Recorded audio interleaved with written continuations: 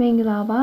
ဒီ tutorial မှာတော့အသံကိုဘယ်လိုသွင်းရမလဲဆိုတာကိုပြောပြပေးသွားမှာဖြစ်ပါတယ်ဆိုတော့ပထမဦးဆုံးကျမတို့ပုံပြင်ကိုစရေးလိုက်မယ်ဒီပုံပြင်မှာတော့ပရွက်စိတ်နဲ့နံကောင်းဆိုပြီးတော့ကျမတို့ရေးလိုက်ရအောင်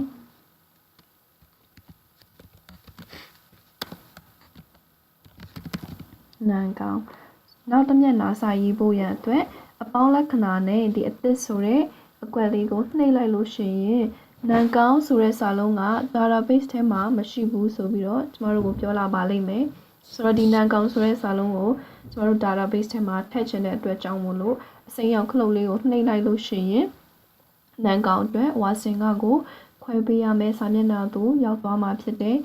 ဆိုတော့ဒီနံကောင်းကနံဖြစ်တဲ့အတွက်ကြောင့်မို့လို့နံလို့ရွေးလိုက်မယ်ပြီးရင် yes လုပ်လိုက်မယ်ဆိုတော့အဲ့ဒီ yes လုပ်လိုက်ပြီးရတဲ့အတန်သွင်းမဲ့စာမျက်နှာကိုရောက်သွားမှာဖြစ်တယ်ဆိုတော့အခုနံကောင်းဆိုတဲ့စာလုံးအတွက်အတန်သွင်းမှာဖြစ်တယ်အတန်သွင်းတဲ့အခါမှာဒီအစိမ်းရောင် line ကလေးပေါ့နော်ဒီအစိမ်းရောင် line ကလေးကအစိမ်းရောင်နဲ့ဒီအဝါရောင်ကြားလေးမှာရှိနေလို့ရှိရင်အတန် quality ကတော့ကောင်းတယ်လို့ပြောရမယ်တကယ်လို့ဒီအစိမ်းရောင်တန်းလေးကဒီအနီရောင်ဘက်ထိဒီထိပ်ထိရောက်သွားပြီးတော့အနီရောင်ပြောင်းသွားမယ်ဆိုရင်အဲ့ဒါကတိတ်ကိုကျဲသွားပြီတိတ်ကျဲသွားတဲ့အတွက်ကြောင့်မို့လို့ဒီအတန် quality ကပေါ့နော်ဒီ software ထဲမှာအသုံးပြုဖို့ရန်အတွက်အခက်အခဲဖြစ်သွားနိုင်တယ်ဆိုတော့ဒီအတန် quality အတိုးလျှော့လုပ်ဖို့ရန်ဒီအောက်ကဒီ maximum minimum ဒီ mic ရဲ့အတန်အတိုးလျှော့ကိုဒီနားလေးမှာချိန်လို့ရတာဖြစ်တယ်လောလောဆယ်မှာတော့နည်းနည်းလေး short ထားလိုက်မယ်ပြီးတော့အတန်သွင်းဖို့ဒီအနီရောင်ခလုတ်လေးကိုနှိပ်လိုက်တာနဲ့စာလုံးကိုပြောလိုက်ရမယ်ပြီးရနဲ့ဒီအပြာရောင်ခလုတ်လေးကိုနှိပ်လိုက်ရင်ဒီအတန်သွင်းခြင်းကပြီးသွားပြီဖြစ်တယ်โอเคဆိုတော့အခုနံကောင်ဆိုတဲ့စာလုံးကိုတွင်းကြည့်ရအောင်နံကောင်โอเคကျွန်တော်တို့ခုနကပြောသလိုပဲအတန်ကအတန်အနေအတန်ထားတိတ်ကိုကျဲသွားပြီဆိုတော့ဒီနားလေးမှာပေါ့နော်အတန်တချို့အတန်အပိုင်းစာတွေကဒီအကွက်ထဲမှာမဝင်ဘူးအပြင်ကိုရောက်သွားတာဖြစ်တယ်ဆိုတော့နားထောင်ကြည့်ရအောင်နံကောင်တိတ်ကိုကျဲနေတယ်ဆိုတော့ကျွန်တော်တို့နောက်တစ်ခါထပ်သွင်းကြအောင်နံကောင်ဒီတစ်ခါမှာတော့သွင်းထားတဲ့အတန်အကုန်လုံးကဘောင်ထဲမှာရှိနေတယ်ဆိုတော့ကျမတို့လိုချင်တဲ့အတန်တွေအကုန်လုံးသူ့ရဲ့အကွက်ထဲမှာရှိနေကြောင်းတွေ့ရတာဖြစ်တယ်ဒီနေရာမှာတခုတတိထားရမှာကဒီကိုလိုချင်တဲ့အတန်ကဒီဖောင်းချော့ဖြစ်နေတဲ့အပိုင်းလေးပဲဖြစ်တယ်ဆိုတော့ဒီဘေးတစ်ဖက်တစ်ချက်မှာရှိတဲ့အတန်တွေကမလိုအပ်တဲ့အပိုင်းတွေဆိုတော့အဲ့ဒီမလိုအပ်တဲ့အပိုင်းတွေကိုလည်းညှပ်ပေးလိုက်ရမှာဖြစ်တယ်ဒီညှပ်ပေးဖို့ရန်အတွက်ဒီအပြာရောင် box လေးကိုပေါ့နော်အတိုးအလျှော့လုပ်ပြီးတော့မလိုအပ်တဲ့အပိုင်းကိုညှပ်ပေးရမှာဖြစ်တယ်ညှပ်ပြီးတော့ပြီဆိုရင်နောက်တစ်ခါပြန်နားထောင်ကြည့်ရအောင်နံကောင်โอเคချိန်နေပြီဆိုရင်တော့ save လုပ်လိုက်မယ်ဆိုတော့ဒီစာမျက်နှာသက်မှာပြည့်စိတ်နဲ့နံကောင်းဆိုတဲ့စာလုံးကိုရေးလို့ပြီးသွားပြီအခုဒီနေရာမှာအတန်တွင်းချင်းကိုနောက်တနည်းနဲ့တွင်းလို့ရတဲ့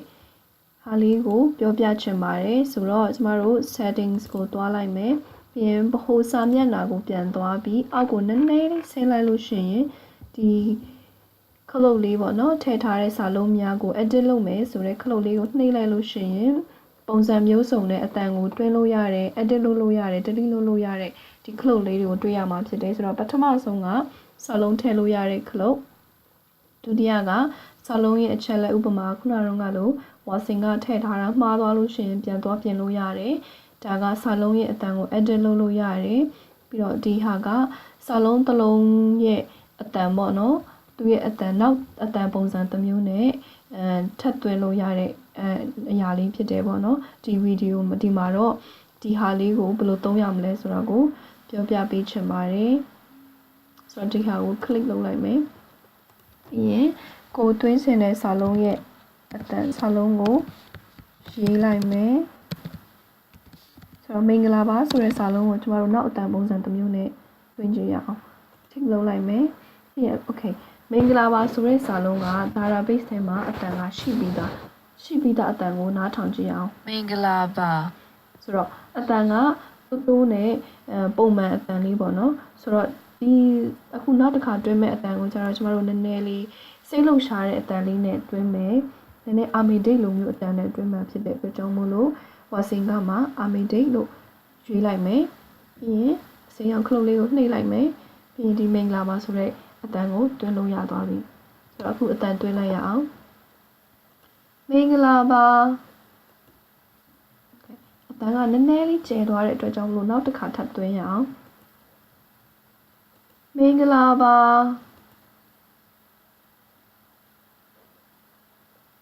ဆိုတော့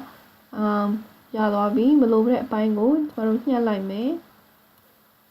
တနာထောင်ကြည့်မယ်မင်္ဂလာပါရင် save လုပ်လိုက်မယ်အတန်းကနည်းနည်းလေးကျဲသွားတဲ့အတွက်ကြောင့်မို့လို့ဒီ micro ဒီသူ့ရဲ့ဟိုဟာလေးပေါ့နော်ပြောလာဖြစ်တယ်ဒါပေမဲ့ကိစ္စမရှိဘူးလိုက်မယ်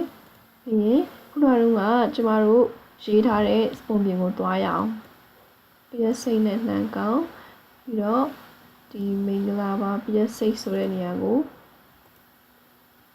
တွားလိုက်မယ်ပြီးရင်ဆိုတော့ဒီနေရာမှာမင်္ဂလာပါဆိုတဲ့အတန်ကို2မျိုးနဲ့တွင်းထားတာဖြစ်တယ်ပြီးတော့ဘယ်ပုံစံကိုသုံးချင်တယ်လဲဆိုတာကိုမေးလာမှာဖြစ်တယ်ဒီနေရာမှာကျမတို့ကအာမီဒိတ်အတန်နဲ့တွင်းထားတဲ့မင်္ဂလာပါဆိုတဲ့စာလုံးရဲ့အတန်ကိုအသုံးပြုမှာဖြစ်တယ်မင်္ဂလာပါပြီးရင်အမှန်ချစ်လိုက်မယ်ဆိုတော့